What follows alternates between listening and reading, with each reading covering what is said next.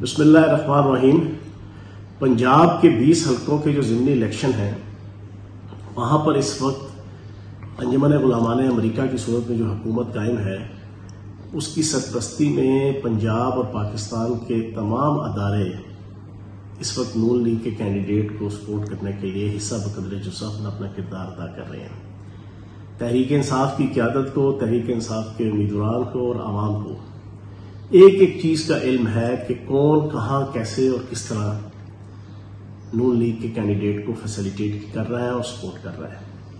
اور میں یہ سمجھتا ہوں کہ دھونس، دھاندلی، غنڈہ گردی اور بدماشی کا بازار گرم ہے اس وقت پنجاب کے 20 حلقوں میں۔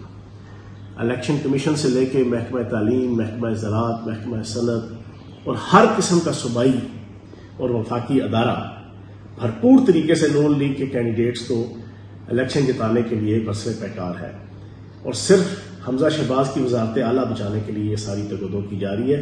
ہم اعلان کریں گے، خبردار کریں گے پنجاب کے اور وفاق کے تمام اداروں کو کہ وہ ایک ادارے کے طور پہ کام کریں، وہ نون لیگ کے اور انجمن غلامان امریکہ کی غلامی کو اختیار مت کریں۔ انشاءاللہ پنجاب کی عوام 17 جولائی کو انجمن غلامان امریکہ کو اپنے ووٹ کی طاقت کے ذریعے سے برے طریقے سے مسترد کریں گے انشاءاللہ۔ بہت شکریہ۔ سبسکرائب کریں اور بیل دبائیں تاکہ کوئی خبر رہ نہ جائے۔